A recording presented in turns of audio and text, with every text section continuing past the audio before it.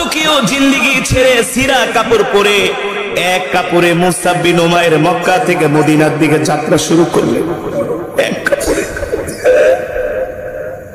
মনে কোনো কষ্ট নাই, দুঃখ নাই। আল্লাহ নবীর দিকে তাকায়া মুস্কি হাসি দিয়া মদিনার দিকে যাত্রা শুরু করলেন। আল্লাহু আকবার। এবার তিনি মদিনায় যে মানুষদেরকে কোরআন শিখায়, সুবহানাল্লাহ। আল্লাহর নবী হিজরত করে যখন মদিনায় গেলেন, মুসআব বিন উমাইর বিশাল একটা কাফেলা নিয়ে আল্লাহর নবীর সাথে দেখা করলেন। আসলা একা, নিয়ে আসছো কত মানুষ সাথে করে, ওরা কারা? ওগো নবীজি, তারা হলেন আমার কোরআনের ছাত্র। কিভাবে? ওই যে আপনি আপনার কাছে কোরআন শুনছিলাম, শুনতে শুনতে সূরা মুখস্থ করে ফেলেছি, এই সূরাগুলো আমি সবাইকে শিখাইয়ে দিয়েছি। আল্লাহু আকবার।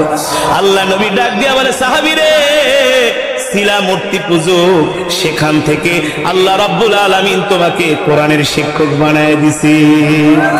শুধু এখানেই শেষ নয় ও যুবক, শুধু এখানেই শেষ নয়। সাহাবীর কুরবানি ত্যাগ এখানেই শেষ নয় রে যুবক। তুমি একেবারে কি হয়ে গেছো?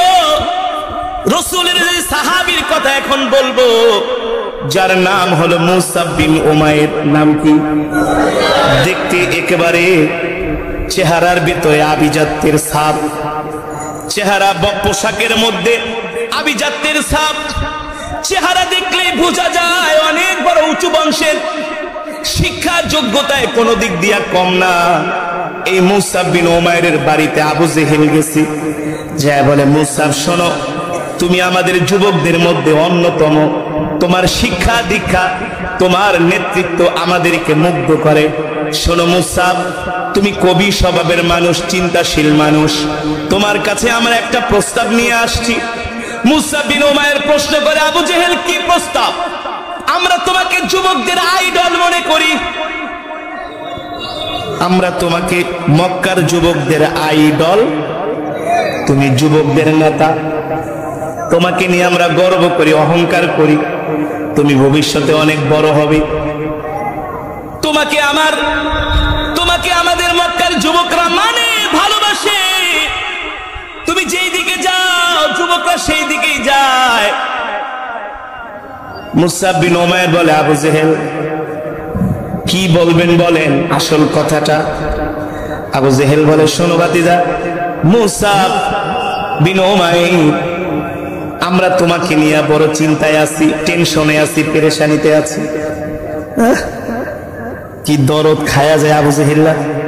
দুষ্ট লোকের মিষ্টি কথা, দুষ্ট লোকের। মুসআব বিন উমাইর বলে, আবু জেহেল কি বলবেন বলেন। বলে, শোনো ভাতিজা, এত কথা বাড়ায় লাভ নাই, অল্প কথায় বলি। কি কথা? তুমি কিন্তু মুহাম্মদের ধারে কাছেও যাবা না। নাউজুবিল্লাহ বলে, কেন যাব না? বলে, মুহাম্মদ হুয়া কাযিব, সে একটা মিথ্যাবাদী। নাউজুবিল্লাহ।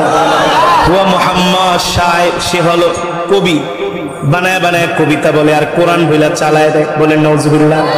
হুয়া মুহাম্মদ হুয়া কাহিন, মুহাম্মদ হলো একটা গণক। কি গণক? কয় মুহাম্মদ তোমার মনের সব কথা বইলা দিতে পারে। আসলে কি নবীজি মনের কথা বলতে পারে নাকি? নবীজির কোনো কিছু গায়েবের খবর নবীজি জানে না, তার বলার কোনো ক্ষমতা নাই। আল্লাহ তাআলা কোরআনুল কারীমের মধ্যে বলেন, ওমা ইয়ানতিকু আনিল হাওয়া ইন হুয়া ইল্লা ওয়াহয়ু ইউহা। নবী, আপনি দুনিয়ার মানুষদেরকে বলে দেন, আপনি নিজের থেকে কিছু বানায়া বলেন না, আমি আল্লাহ ওহীর মাধ্যমে আপনাকে যা জানায় দেই আপনি তাই বলেন। ঠিক কিনা বলেন? তাই আপনি মানুষের সামনে প্রচার করেন। আল্লাহ তাআলা জিবরাইলের মাধ্যমে আল্লাহর নবীকে আল্লাহ তাআলা একটা আগেই জানায় দিত, এই জিবরাইল যাও, মক্কার কাফেরেরা আমার হাবিবকে মারার জন্য রাস্তায় দাঁড়ায় আছে অস্ত্র নিয়ে, আমার হাবিবকে বলো ওই পথ দিয়া না যায় অন্য পথ দিয়া বাড়িতে চলে যেত। আল্লাহর নবী অন্য পথ দিয়া বাড়িতে চলে যেত, তার মানে সে গণক। আসলে কি আল্লাহর নবী জানেন? আল্লাহর নবীকে জানানো হয়েছে, জিবরাইলের মাধ্যমে জানানো হয়েছে। এই কারণে ওরা আমার নবীকে গণক বলতো, গণক, জাদুকর বলতো। বলেন নাউজুবিল্লাহ।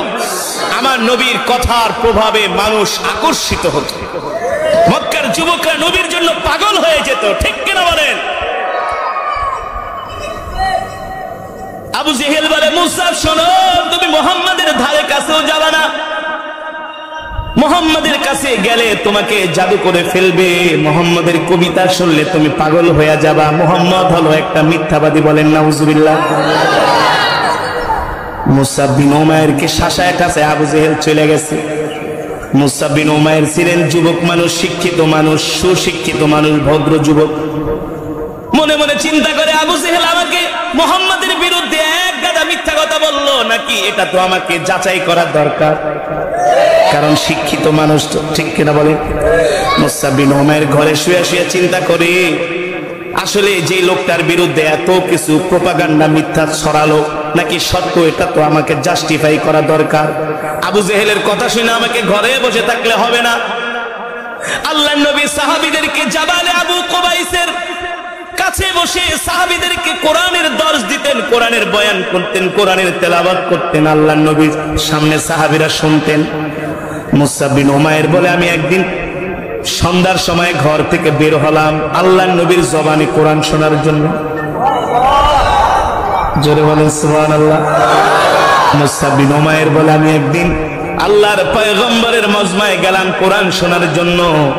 আমি দূর থেকে দাঁড়িয়ে দাঁড়িয়ে আল্লাহর পয়গম্বর মুহাম্মদ সাল্লাল্লাহু আলাইহি ওয়াসাল্লামের জবানে কোরআন শুনতেছি, কোরআনের বয়ান শুনতেছি।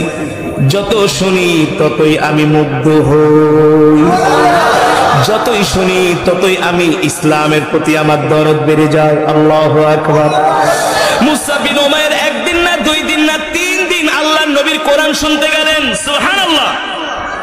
হঠাৎ করে নবীজির চোখের নজর পড়ে গেল মুসআব বিন উমাইরের দিকে। আল্লাহর নবী ডাক দিলেন, চল ইয়া শাবাব, এ যুবক আমার কাছে আসো। কি তোমার নাম? কি তোমার বাবার নাম? বলে আমার নাম হলো মুসআব বিন উমাইর। আল্লাহর নবী বলে আমি তো তোমার বাবাকে চিনি, তোমার বাবা তো হলো মক্কার অনেক বড় ব্যবসায়ী। বলে হ্যাঁ ঠিকই চিনছেন, তুমি তো অনেক সম্ভ্রান্ত পরিবারের একজন যুবক। বলে নবীজি আপনি ঠিকই চিনছেন আমাকে। ওগো মুহাম্মদ, তো তুমি আমার মজমায় কেন আসো? বলে আমার বাড়িতে আবু জেহেল যায়া আপনার বিরুদ্ধে অনেক কিছু বলছে, এটা আমি প্রমাণ করার জন্য আসছি যে আবু জেহেল যা বলছে আসলে তা সত্য কিনা। আল্লাহ নবী মুস্কি হাসি দিয়া বলে আবু জেহেল আমার নামে কি বলছে? বলে শুধু আবু জেহেল না, আবু লাহাব বলছে, ওলীদ ইবনে মুগীরা বলছে, সব শয়তানগুলো আমার বাড়িতে গেছে, যাই আপনার নামে এক গাদা মিথ্যা কথা বানায় বলছে। আপনি নাকি বানায়া বানায়া কবিতা বলে কোরআন বলে চালায় দেন। আল্লাহ নবী মুস্কি হাসি দিয়া বলে ও যুবক, তুমি তো আমার কোরআন শুনেছো, তোমার কাছে কি মনে হয়েছে আমি কি বানিয়ে বানিয়ে কবিতা বলি নাকি? মুসআব বিন উমাইর বলে আল্লাহি রাব্বিল কাবা, ওগো আল্লাহর নবী, আমি আপনার জবানে কোরআন শুনে আমার কাছে উপলব্ধি হয়েছে, কারণ আমিও একজন শিক্ষিত মানুষ, আমিও একজন কবি স্বভাবের মানুষ, কিন্তু আপনার কোরআন তেলাওয়াত শুনে আমার কাছে মনে হয়েছে এটা পৃথিবীর কোন কবির কাব্য নয়, এটা হলো আল্লাহর জবানের কালাম। আপনি কবি না, আপনি হলেন নবী।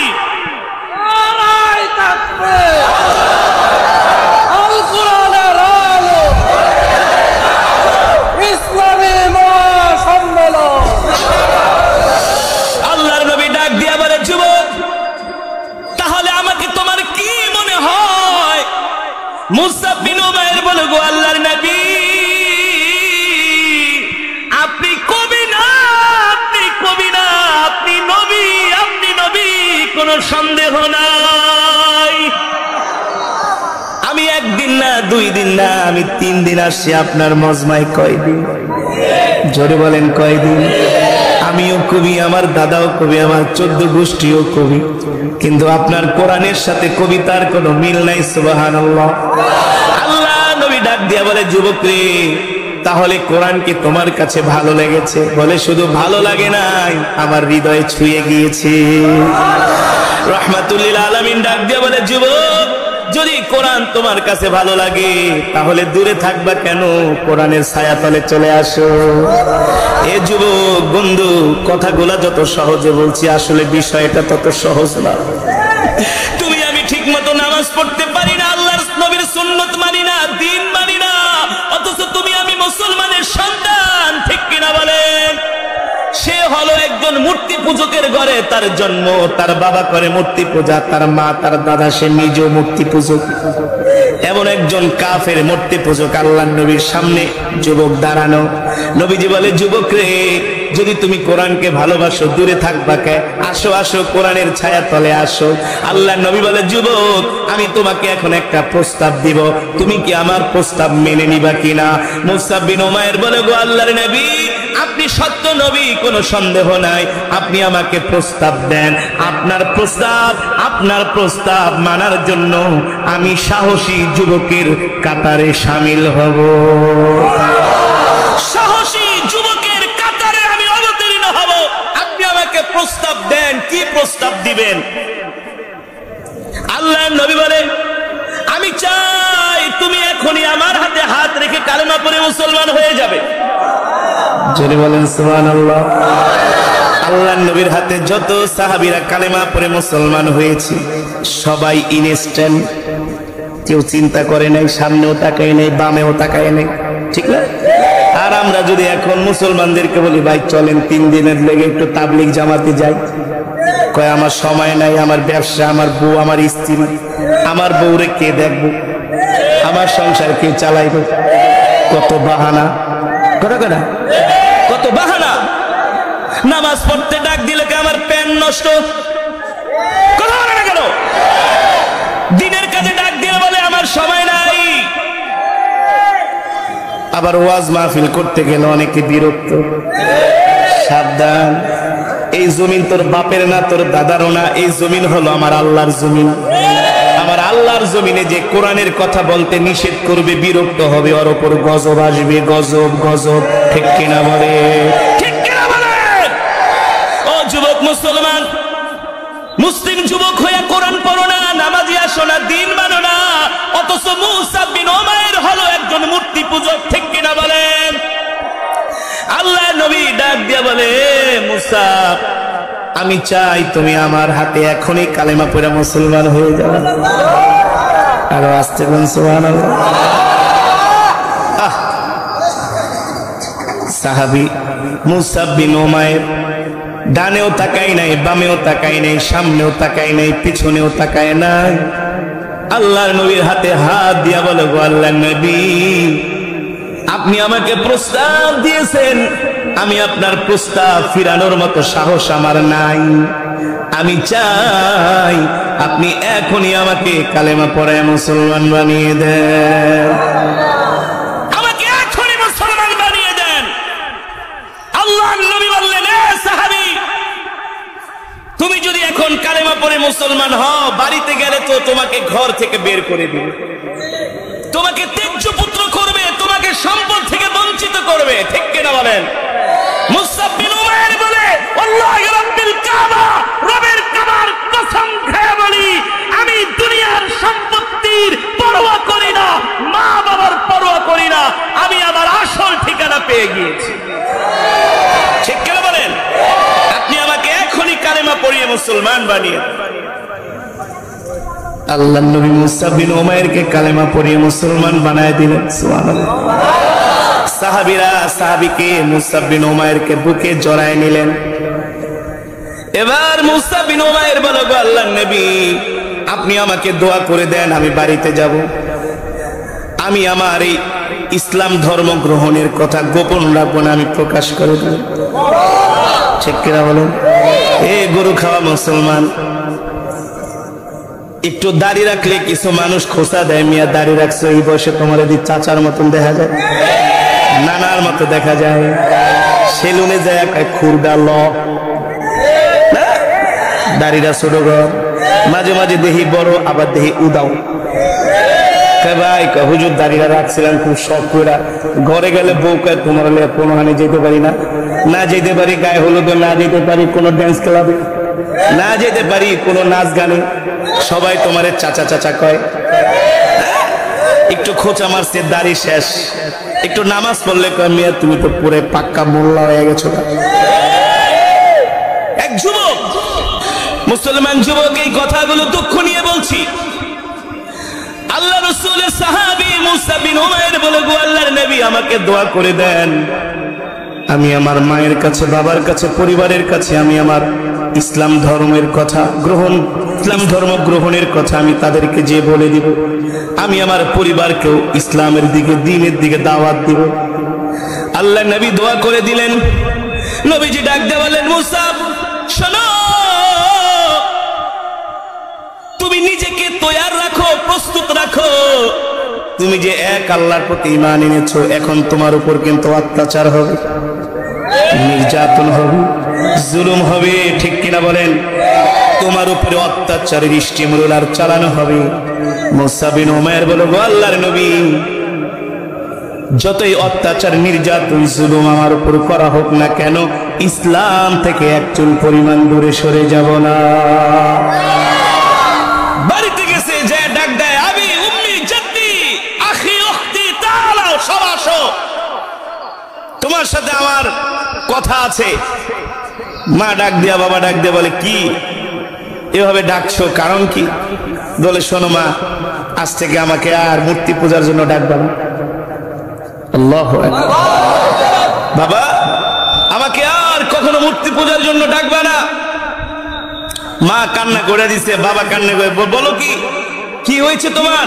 বলে, আমি আল্লাহর পয়গম্বর মুহাম্মদ সাল্লাল্লাহু আলাইহি সাল্লামের হাতে হাত রেখে আমি কালেমা পড়ে মুসলমান হয়ে গিয়েছি। আমার আল্লাহ এক। কয়জন? কুল হুয়াল্লাহু আহাদ। আমাদের রব কয়জন? আমাদের রব একজন, ঠিক কিনা বলেন? আমরা এক রবের গোলামি করি, এক রবের কদমে সিজদা দেই। মুসা বিন উমাইরের বাবা বলে, এই কোন জায়গার কোন মুহাম্মদের কাছে যে কালেমা পড়ে মুসলমান হয়ে গেছে, একবারও কি বাবার কথা ভাবলা না? মা ডাক দিয়ে বলে, এটা কি করেছো? একবারও কি মায়ের কথা ভাবলা না, যে মা তোমাকে 10 মাস 10 দিন গর্ভে ধারণ করেছে? মুসা বিন উমাইর বলে, মা তোমাকে ভালোবাসি, বাবা তোমাকে ভালোবাসি, কোনো সন্দেহ নাই, কিন্তু তোমার চেয়েও, মার চেয়েও আমি আমার আল্লাহর নবীকে জীবনের চাইতেও বেশি ভালোবাসি। তোমাদেরকে ছেড়ে দিতে পারবো, নবীকে ছাড়তে পারবো না, ঠিক কিনা বলেন? আল্লাহ নবী সেটাই বলেছেন, ওয়াল্লাহি লা ইউমিনু আহাদুকুম হাত্তা আকুনা হাব্বা ইলাই মিন ওয়ালিদিহি ওয়া ওয়ালাদিহি ওয়ান নাসি আজমাইন। নবী কিবরিয়া রাহমাতুল লিল আলামিন বলেন, যতক্ষণ পর্যন্ত তুমি আমাকে তোমার সব কিছুর চেয়ে ভালোবাসতে না পারবা, ততক্ষণ পর্যন্ত মুমিন হতে পারবা না, মুমিন হতে পারবা না। হ্যাঁ যুবক, তোমার মা, তোমার বাবা, তোমার স্ত্রী, তোমার সন্তান, তোমার পরিবার পরিজন, তোমার নেতা, তোমার নেত্রী, তোমার দল, তোমার মার্কা, তোমার দেশ, তোমার ক্ষমতা, তোমার চেয়ার, তোমার প্রভাব প্রতিপত্তি, সব কিছুর চেয়ে বিশ্ব নবীকে ভালোবাসতে হবে।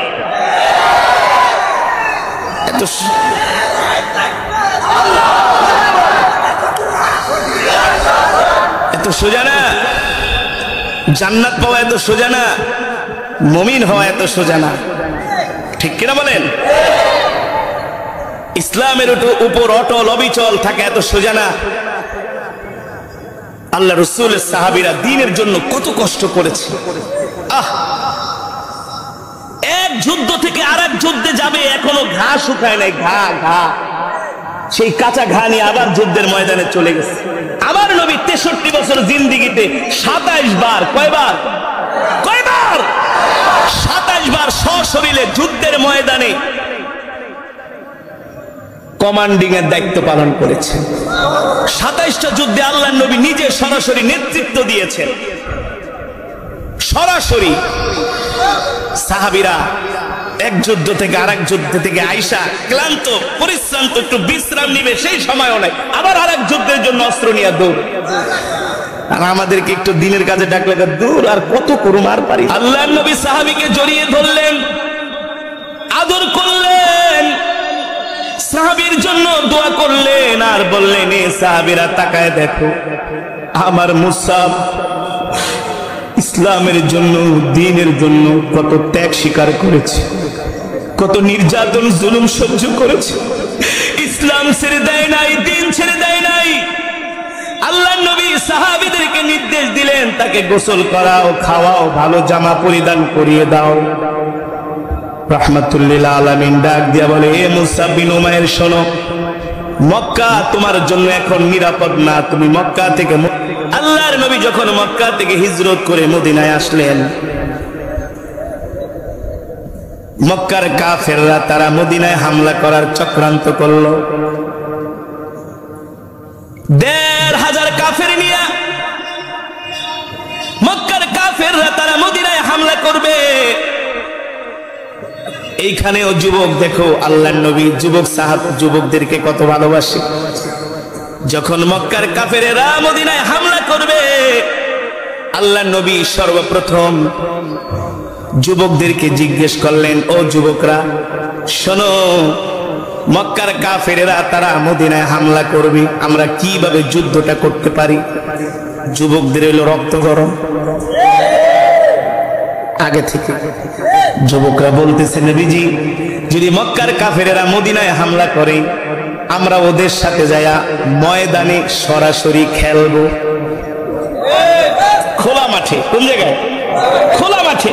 এই যে উহুদের ময়দান, মদিনাতুল মুনাওয়ারা থেকে 5 কিলো দূরে উহুদের ময়দান। বলে আমরা সেখানে যায়া খেলবো। এটা উহুদ যুদ্ধের ঘটনা বলছি, যে নবীজি যুবকদেরকে কতটা ভালোবাসে। আর কপাল পরা যুবক নবীজিরে ভালো না বাইসা ওরা এখন নায়িকা গায়িকা খেলোয়াড়দেরকে ভালোবাসে। কে? রাহমাতুল লিল আলামিন। তিনি কে?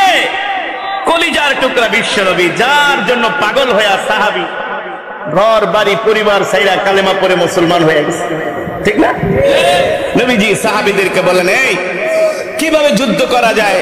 যুবক সাহাবীরা দাঁড়ায় বলে, ওগো আল্লাহর নবী, আমরা উহুদের ময়দানে যে সরাসরি কাফেরদের সাথে যুদ্ধ করব, ময়দানে, খোলা ময়দানে।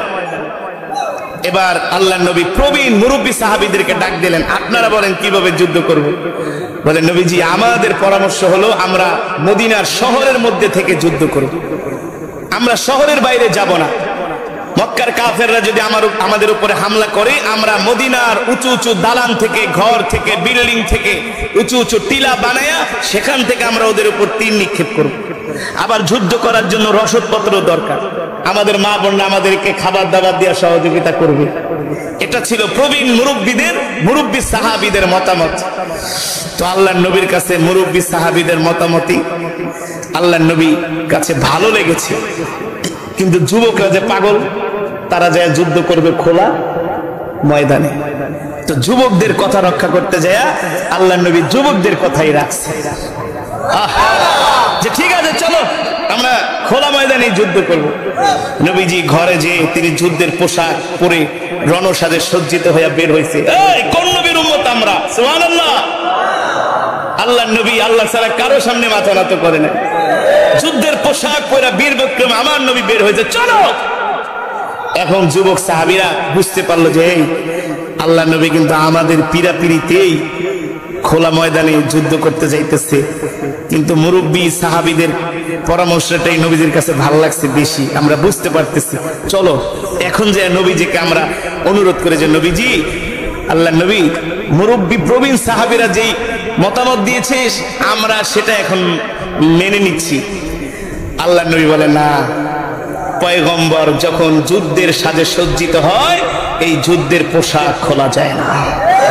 ঠিক কিনা বলেন? যুদ্ধের ফলাফল, যুদ্ধের বিজয় অস্ত্র দিয়া, সৈন্য দিয়া হয় না।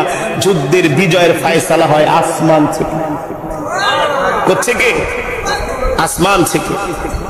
যুদ্ধের ময়দানে বের হয়ে গেলেন। সকালবেলা যুদ্ধ শুরু হয়ে গেল। এক আঘাতে মক্কার কাফেররা ছিন্ন ভিন্ন হয়ে গেল। এক আঘাতে ওদের আর অস্তিত্ব নাই। ওরা মাইর খায়া উহুদ পাহাড়ের পিছন দিক দিয়ে একেবারে মক্কার দিকে দৌড় শুরু করছে। সকাল থেকে সন্ধ্যা পর্যন্ত হয়ে যায়, মক্কার কাফেররা আর ফিরে আসে না। এক মাইর খায়া দৌড়। আল্লাহ নবী সাহাবীদেরকে পাহারায় নিযুক্ত করছে, যুদ্ধের জয় পরাজয় যাই হোক, আমার নির্দেশ ছাড়া তোমরা এই পাহারার স্থান ত্যাগ করবা না। কিন্তু সন্ধ্যা হয়ে যাচ্ছে, এখনো ওরা আসে না। তো কিছু সাহাবীরা গনিমতের মাল সংগ্রহ করা শুরু করেছে। যখন মক্কার কাফেরেরা প্রথম স্টেপে তারা পরাজয় বরণ করলো, তখন তারা উহুদ পাহাড় থেকে অনেক দূরে যে তারা আবার সংঘবদ্ধ হয়ে খালিদ ইবনুল ওয়ালিদের নেতৃত্বে আবার তারা পিছন দিক থেকে হামলা করলেন। এই সময় মুসলমানরা অনেকে গনিমতের মাল টোকানে ব্যস্ত, অনেকে মনে করছে ওরা আর আসবে না, চলে গেছে। অতর্কিত হামলা করার কারণে সাহাবীরা কিছুটা বিপর্যস্ত হয়ে গেছে। তো ওই কাফেররা আল্লাহর নবীকে টার্গেট করে তারা আগাইতেছে নবীজির উপরে হামলা করার জন্য। মুসআব বিন উমাইর, ওই যে রাসূলের সাহাবী, কে মুসআব বিন, সে দেখলো যে মক্কার কাফেরেরা যেভাবে নবীজির দিকে তেড়ে আসছে, যদি তারা নবীজিকে একা পায়া নবীর উপরে তীর বর্ষা নিক্ষেপ করে চতুর্মুখী, তাহলে তো আল্লাহর নবী শহীদ হয়ে যাবে, সব শেষ। তিনি একটা কৌশল আঁকলেন যে আমি মক্কার কাফেরদের এমন এমন কথা বললে ওদেরকে বিরক্ত করব, যাতে নবীজির থেকে নজর আমার দিকে ওদের ফিরে আসে, নবীজির দিকে যাতে ওদের নজর না যায়, ওদের মনোনিবেশ যাতে আমার দিকে ফিরে আসে। এই কারণে তিনি মক্কার বড় বড় লিডারদের বাবার মার নাম কারো সবাইকে সে চিনে, এই আমি মুসআব বিন উমাইর, বাবার মায়ের দুধ খেয়ে থাকলে আমার সাথে লড়াই কর, আগে আমার সাথে মোকাবেলা কর। এটার কৌশলের মানে হলো এই দিক দিয়ে কাফেরদেরকে সে ট্যাকেল দিবে, ওই দিক দিয়ে আবার সাহাবীরা সংঘবদ্ধ হবে, নবীজিকে চতুর্দিক দিয়ে বেষ্টন করবে। সাহাবীরা আবার যুদ্ধের জন্য পুনরায় প্রস্তুতি, নিজের জীবন বাজি রাখা বলে আমি শহীদ হয়ে যাই, আমার নবীর গায়ে একটা ফুলের টোকাও লাগতে দিব না। নিজের জীবনের মায়া করে নাই, আল্লাহর নবীকে ভালোবেসে ইসলামের জন্য মক্কার বড় বড় লিডারদের ডাক দিয়ে বলে, তোরা যদি তোর মায়ের গায়ে মায়ের বুকে দুধ খাস, পারলে আমার সাথে লড়াই কর, আগে আমার সাথে মোকাবেলা কর। চতুর্দিক থেকে মুসআব বিন উমাইরকে মক্কার কাফেরেরা তীর বর্ষা নিক্ষেপ করতে লাগলে। একজন মানুষ আর কতক্ষণ যুদ্ধ করবে? কাফেরদের যেখানে পায় সেখানে মুসআব বিন উমাইর জাহান্নামে পাঠায় দেয়। আল্লাহু আকবার। বাজ পাখির মতো উড়ে উড়ে কাফেরদেরকে হত্যা করে আর বলে, এই তোকে আমি চিনি, আমি মুসআব বিন উমাইর, পারলে আমার সাথে মোকাবেলা কর। মক্কার কাফের অবাক হয়ে গেল, কিরে ওই আবার মক্কা থেকে মদিনায় কবে আসলো? ওরা আরো ক্ষিপ্ত হলো, তুই আমাদের লোক হইয়া মুহাম্মাদের পক্ষ নিয়া ইসলাম গ্রহণ করে এখন আমাদের সাথে আসছিস লড়াই করতে, তোকে আগে শেষ করব। মুসআব বিন উমাইর এটাই চেয়েছিলেন যে আমার গায়ে তীরের আঘাত লাগুক, তরবারির আঘাত লাগুক, কলিজার টুকরা নবীর গায়ে একটা ফুলের টোকাও সহ্য করবে। আল্লাহর নবী তাকায় তাকায় দেখতেছেন তার সাহাবী তার জন্য জীবন দিয়ে দিচ্ছে। এক একটা তীর, এক একটা তরবারির আঘাত, বর্ষার আঘাত। মুসআব বিন উমাইর রাদিয়াল্লাহু তাআলা আনহুর শরীর ক্ষত বিক্ষত হয়ে শেষ পর্যন্ত তিনি উহুদের ময়দানে লুটায় পড়ছে। যখন যুদ্ধ থেমে গেল, 70 জন সাহাবীর মধ্যে মুসআব বিন উমাইর একজন। আল্লাহ নবী ডাক দিলেন, এই সাহাবীরা, আমার মুসআব বিন উমাইরের লাশটা আমার কাছে নিয়ে আসো, আল্লাহ নবীর কাছে নিয়ে আসো। নবীজি মুসআব বিন উমাইরের দিকে তাকায় বলে, তুমি কে? আমি তো তোমাকে চিনি, তুমি কোন পরিবারের সন্তান? তোমার বাবার অর্থবিত্তের কোনো অভাব ছিল না, তুমি ছিলে মক্কার নেতা, তুমি একজন সুশিক্ষিত যুবক, তুমি আমাকে ভালোবেসে তোমার পরিবার পরিজন মা বাবা দেশ ত্যাগ করে আমার মহব্বতে মদিনায় আসছো। আজকে আল্লাহর জমিনে আল্লাহর দ্বীন কায়েমের জন্য নিজের জীবনটাই কোরবানি করে দিলা। মুসআব বিন উমাইরের লাশটা, তার মাথাটা আল্লাহর নবীর কোলে নিয়ে বসে আছে। আল্লাহর নবী সাহাবীর লাশ নিয়ে কান্না করতেছে, আর আসমান থেকে একদল হুর এসে বলতেছে, গো আল্লাহর নবী, আমাদের কাছে মুসআব বিন উমাইরের লাশটা দিয়া দেন, আমরা তাকে ভেস্তে নিয়ে জান্নাতের পানি দিয়া গোসল করাবো। আল্লাহু আকবার, জোরে বলুন আল্লাহু আকবার।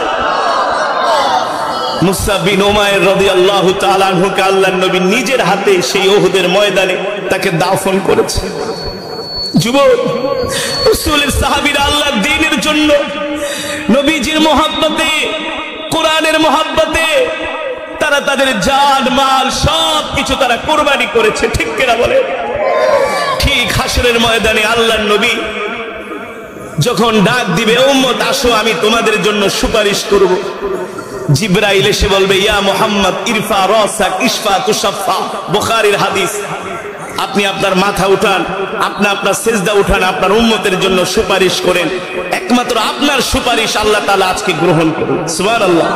ইয়াউমা ইয়াকুমুর রূহু ওয়াল মালাইকাতু সাফফান লা ইয়াতাকাল্লামুনা ইল্লা মান আযিনা লাহুর রাহমান ওয়া ক্বালা সাওয়াবা।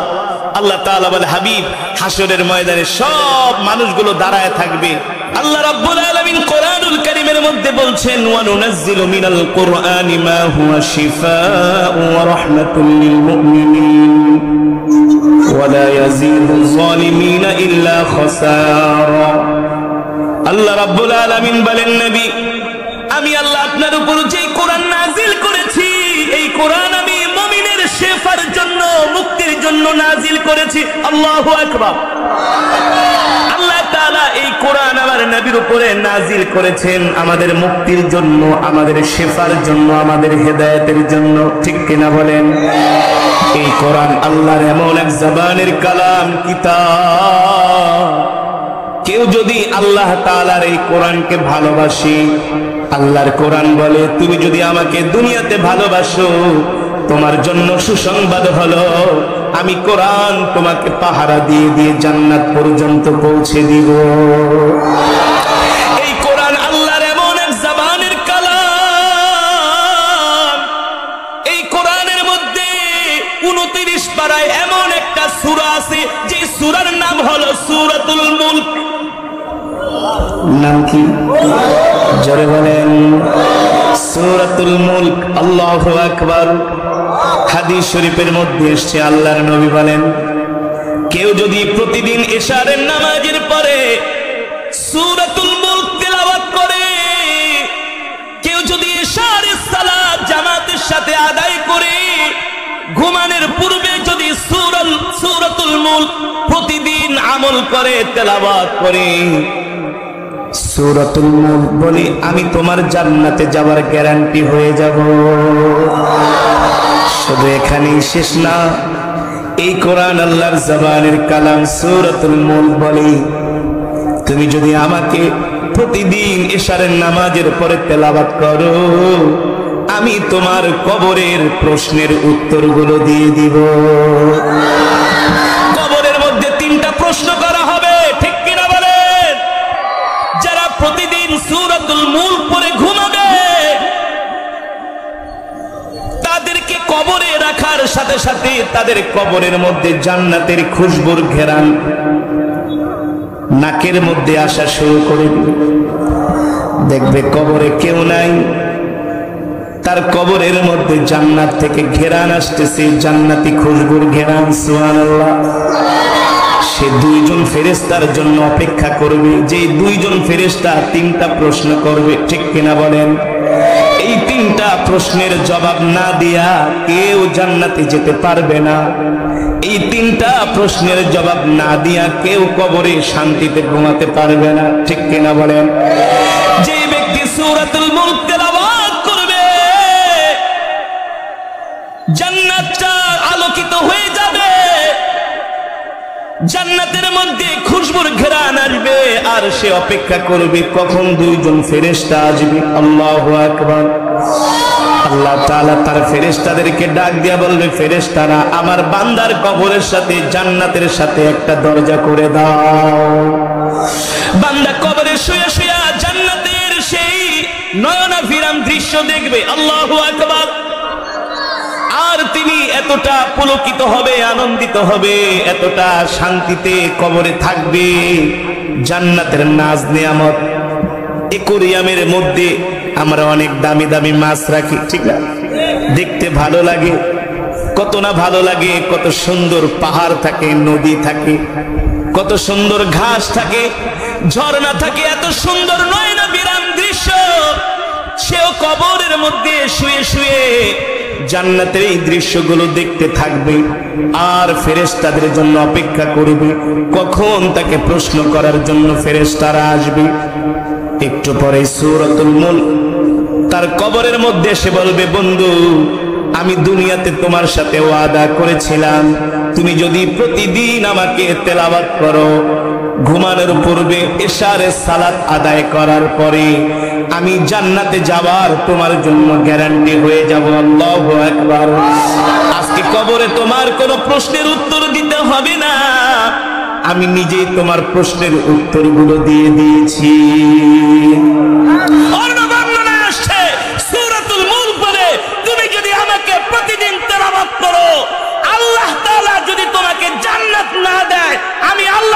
সাথে ঝগড়া করবো যে আপনি কেন জান্নাত দিবেন না। জোরে বলেন সুবহানাল্লাহ। এই কোরআন আল্লাহর এমন এক জবানের কালাম, প্রতিটা সূরাই হলো আজীব, ঠিক কিনা বলেন? এই কারণেই তো আল্লাহ কোরআনুল কারীমের মধ্যে আমাদের জন্য সমস্ত মুক্তি রেখেছেন, ঠিক কিনা বলেন? এই কোরআনের ভিতরে আল্লাহ তাআলা এই দুনিয়াতে চলার জন্য, রান্নাঘর থেকে সংসদ ভবন পর্যন্ত চলার জন্য যা কিছু আছে সব কিছু আল্লাহ তাআলা কোরআনের মধ্যে লিপিবদ্ধ করে দিয়েছে। কিন্তু দুঃখের বিষয় হলো, পরিতাপের বিষয় হলো, আমরা মুসলমান সেই কোরআনের শিক্ষা গ্রহণ করি না। সমাজের 95% মুসলমান সহি করে কোরআন পড়তে পারে না, ঠিক কিনা বলেন? ঠিক না? বাংলা, অঙ্ক, ইংরেজি এমন শিখে ডক্টরেট করে, পিএইচডি করে, ইঞ্জিনিয়ার হয়, পাইলট হয়, কিন্তু সূরা ফাতিহা জিজ্ঞেস করলে মনে হয় 32টা দাঁত ভেঙে যায়। আল্লাহ রাসূলের হাদিস, আল্লাহর নবী বলেন তালাবুল ইলমি ফারিদাতুন আলা কুল্লি মুসলিম। কোরআন শিক্ষা করা প্রত্যেকটা মুসলমান নরনারীর উপর ফরজ। কথা বলেন, কোরআন শিক্ষা করা কি? নামাজ পড়া যেমন ফরজ, কোরআন পড়াও ফরজ, ঠিক কিনা বলেন? আমি যদি এখানে 100 জন যুবককে দাঁড় করাই যে ভাই তুমি আমাকে সূরা ফাতিহা সহি করে শোনাও, 100-র মধ্যে 95% যুবক ফার্স্ট ডিভিশনে ফেল করবে। কি মনে করেছো তুমি কোরআন শিখবে না, আল্লাহ তোমাকে ছেড়ে দিবে? হ্যাঁ, ওমান ইয়াশু আন যিকরির রহমানি নুকাইয়িদ লাহু শাইতানান ফাহুয়া লাহু করিন। ওমান আরাদা আন যিকরি ফাইন্না লাহু মাঈশাতান দানকা ওয়া নাহশুরুহু ইয়াওমাল কিয়ামাতি আ'মা ক্বালা রাব্বি লিমা হাশারতানি আ'মা ওয়া ক্বাদ কুনতু বাসীরা ক্বালা কাযালিকা আতাতকা আয়াতুনা ফানাসীতাহা ওয়া কাযালিকা আল-ইয়াওমা তুনসা। এই আয়াতের মধ্যে আল্লাহ তাআলা বলতেছেন, আমি তোমাদেরকে কোরআন দিয়েছি, যদি তোমরা কোরআন না পড়ো, কোরআন না শিখো, আমি আল্লাহ হাশরের ময়দানে প্রত্যেকটা মানুষকে অন্ধ করে উঠাবো। অন্ধ কি করে উঠাবে? এই যুবক মুসলমান মা বোনেরা, কথাটা ভালো করে শুনে রাখেন। আল্লাহর কোরআন থেকে বলছি, পারলে চ্যালেঞ্জ করেন। আল্লাহ নিজে বলছেন, আমি তোমাদেরকে যে কোরআন দিয়েছি, আমার এই কোরআনের তেলাওয়াত, এই জিকির যদি না করো, আমি আল্লাহ তোমাদেরকে হাশরের ময়দানে অন্ধ করে উঠাবো। অন্ধ, একজনও চোখে দেখবে না। তখন আল্লাহ তাআলার কাছে প্রশ্ন করবে, আল্লাহ দুনিয়াতে তো আমাদের চোখ ছিল, চোখে দেখতাম, এখন আমরা অন্ধ কেন, চোখে দেখি না কেন? আল্লাহ বলবে, কোরআন, এই চোখ দিছিলাম তোদেরকে আমার কোরআন শেখার জন্য, ঠিক কিনা বলেন? আলাম নাজআল লাহু আইনাইন, আমাদের চোখ কয়টা? কোরআনে আছে কি আছে না? নাই কে? আলাম নাজআল লাহু আইনাইন। আল্লাহ আইনুন, এক চোখের কথা বলেন নাই, আল্লাহ বলছে আইনাইন, দুইটা চোখ। কয়টা? ওয়া লিসানা ওয়া শাফাতাইন, আল্লাহ বলে দুইটা ঠোঁট দিছি, একটা জিহ্বা দিছি। সুবহানাল্লাহ বলবেন না? যুবক কি মনে করছো তোমার চোখ কয়টা, তোমার জিহ্বা কয়টা, ঠোঁট কয়টা? এটা আল্লাহর হিসাব লেখা আছে কি আছে না? আল্লাহ ধরবে। এই চোখ দিয়া কোরআন না শিখা 3-4 ঘন্টা লাগায়া আইপিএল, বিপিএল, ক্রিকেট দেখছো স্যার, রান গনছো রান, ফেরেশতাও গয়না গয়না পিটাইবে। টেলিভিশনের দিকে 4 ঘন্টা ভেটকায়া চায়া থাকে, ঠিক কিনা বলেন? রাত 3টা বাজে ফোন দেয়, বন্ধু আহো আজকে আর্জেন্টিনার খেলা আছে। মেসির খেলা, রোনাল্ডোর খেলা মিস করে না। কথা বলে না কেন? মেসি রোনাল্ডোর খেলা মিস করে না, কিন্তু কোরআন পড়তে জানে না। এই কারণেই মুসলমানের কপাল পুড়ছে, কপাল। ঠিক না? মা বোনেরা, আপনাদেরকেও বলছি, কোরআন না শিখলে কিন্তু আল্লাহ তাআলা অন্ধ অবস্থায় হাসরের মাঠে উঠাবে। অন্ধ অবস্থায় উঠলে কিছু চোখে দেখবেন? চোখে দেখবেন? তখন বলবেন আল্লাহ আমাদের চোখের আলো ফিরায় দাও।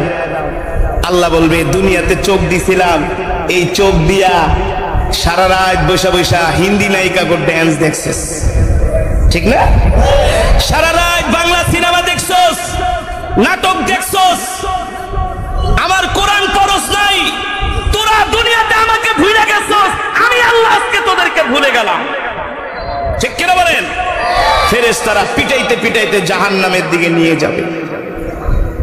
আজকে মুসলমান যুবক কোরআনের শিক্ষার প্রতি আমাদের আগ্রহ নাই।